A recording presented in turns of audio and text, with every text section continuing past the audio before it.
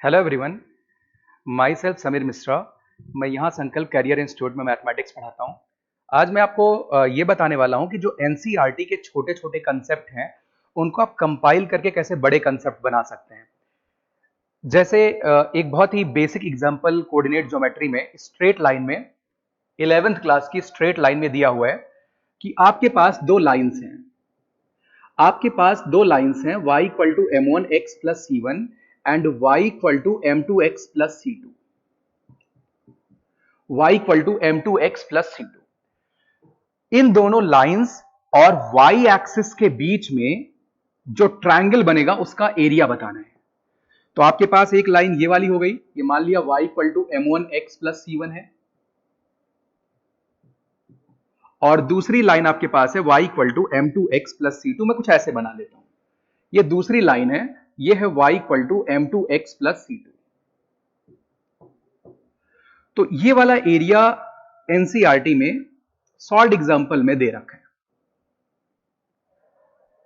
तो ये एरिया निकालना बहुत आसान है। आपके पास अगर इसका कोऑर्डिनेट आ जाए तो हाफ बेस इंटू हाइट से आप एरिया निकाल पाएंगे। भाई बेस का लेंथ आपको तुरंत मिल जाएगा। तो ये जो बेस का लेंथ है, क्योंकि ये वाला कोऑर्डिनेट अगर इसको मैं ए कहूं और इसको बी कहूं और इस पॉइंट को मैं पी कह देता हूं, तो ए का कोऑर्डिनेट बच्चे 0,c1 होगा और बी का कोऑर्डिनेट 0,c2 होगा।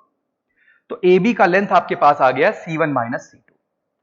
और अगर आप P का कोऑर्डिनेट निकालें तो P का x कोऑर्डिनेट आप बहुत इजीली कैलकुलेट कर पाएंगे। भाई दोनों को आप सबट्रैक्ट कर दीजिए तो x कोऑर्डिनेट आएगा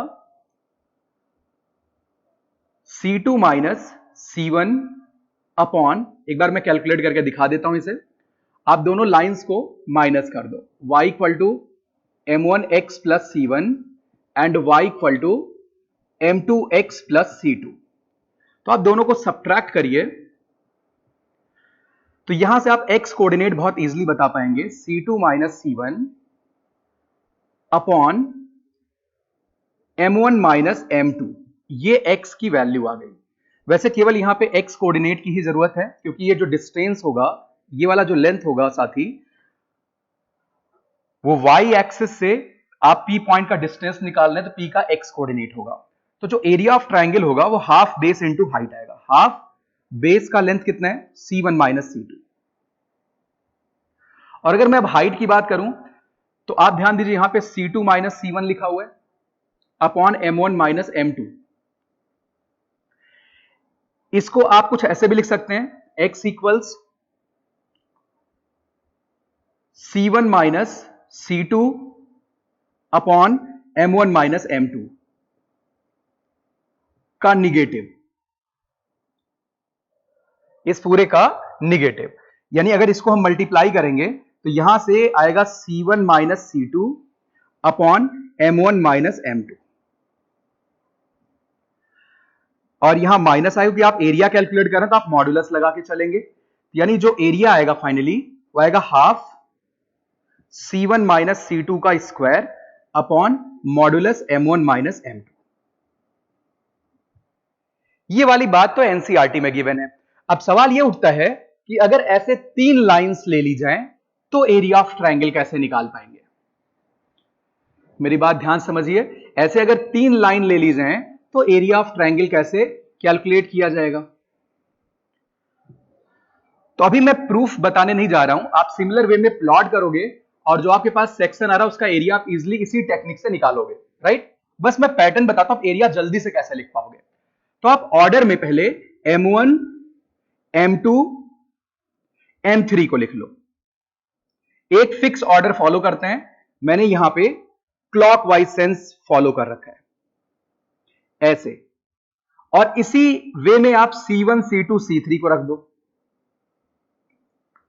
तो आप ऐसे आएंगे, c1 से c2 c2 से c3 c3 से c1। आप ये सेंस मार कर लो। अब एरिया ऑफ ट्रायंगल क्या होगा, एरिया जो भी तीनों लाइन से ट्रायंगल बना होगा उसका एरिया लिख रहे हैं, तो half, order will be fix, यहां मॉड लगा लो, c1 माइनस c2 का होल स्क्वायर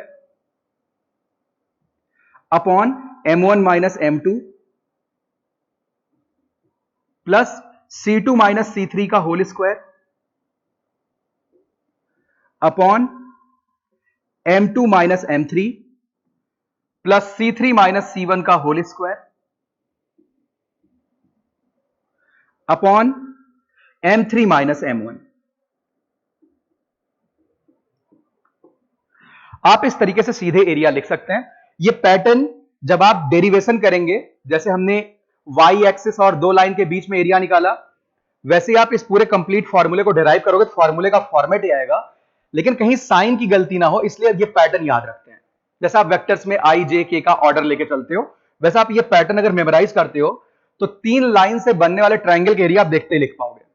आपको पॉइंट ऑफ इंटरसेक्शन निकालने की जरूरत नहीं है। मान लो आप पास फटाफट 3 लाइन दी गई हैं और कोई कहे कि इनसे बाउंडेड जो ट्रायंगल है उसका एरिया बताओ, तो आप M1 C1 M2 C2 M3 C3 निकालो, ये ऑर्डर बनाओ और इसमें फीड कर दो, that will be area of triangle.